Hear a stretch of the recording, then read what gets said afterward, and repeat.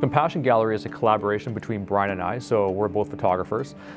We both have a passion for ministry, we have a passion for photography, and we really have a passion for entrepreneurship as well. A lot of the places that we get to go and visit, whether it be Cambodia or Peru or India, and even some tourist places like Iceland and so forth, we get the opportunity to see some pretty incredible things. And we see God there, whether it be people or whether it be places.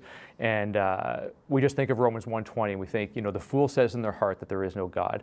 And God is right there, and if you can't see Him, then we want to be able to help show that. And photography is just a really amazing tool where God is the artist, and we get to capture that. And so God will put us in moments, whether it be with people or with places, and we'll be like, oh my gosh, like this is incredible. And so to be able to capture that in a way that glorifies God is really what we're after. Now, the really cool thing, Brian and I have been doing this for a number of years, and we said, is there a way that we can, help some of the people that we're visiting? Compassion Gallery is really an iteration of that, where we've been able to donate 100% of the profits used from any of the prints that we sell at Compassion Gallery, and we put them towards various ministries, many of which get put back to the people that we actually get to photograph. In India a couple of years ago, we did meet the gentleman that's sitting behind me. His name is Ramu. You just see people that God has put in certain places, and that has an impact on you beyond words. Ramu was one of those people, just to see, people who are castaways, who are broken. The one part of the picture that most people, never see, but I know it, but you wouldn't know it if I didn't tell you, is that, sorry. You got it? It's just the woman behind him who's blurred out in the background, but she's actually mocking him as he's being photographed. So we had the opportunity to minister to Ramu and provide him with provisions, and he actually passed away when we went the last year. He had actually passed away. So yeah. But again, just having the opportunity to now tell his story and just see the way that God used that opportunity to be able to help people is really what we're about.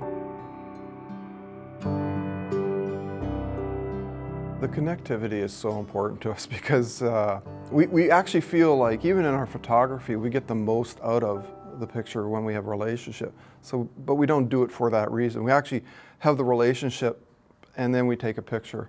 And I was just recently in Peru, and some of those moments that touch me are like when I'm working with the team that I'm there with. So we often go along with a missions team, and we record for them and tell the story, and both in photography, and sometimes we blog and stuff like that. But the people are amazing, but the teams that go there are also amazing. So I'm kind of like, it's hard for me. I love taking a photograph of a very interesting Peruvian per se. But I love watching, youth just interact with the kids. And it's really hard for me because I got a camera in my hand and I just want to drop it, and I often do, and I might miss some shots, but that's okay because I'm relating to the people and relating to the team. So that's just sort of our hearts. We're kind of in it for the full experience, and then not only there and then, but then back here too. We want to keep on doing stuff for them. The first time that we got to visit India, Ramu was one of the people, and Aruna, who was a 13-year-old girl that was about to be basically sold to a 30-year-old man in marriage, we were able to intervene in that situation and help her with provisions and her family and so forth. So those were two people initially that we were able to help, and now we're helping around 70 people in India, and a couple in Nepal as well, just through provisions from the sale of the book, and other people obviously supporting as well.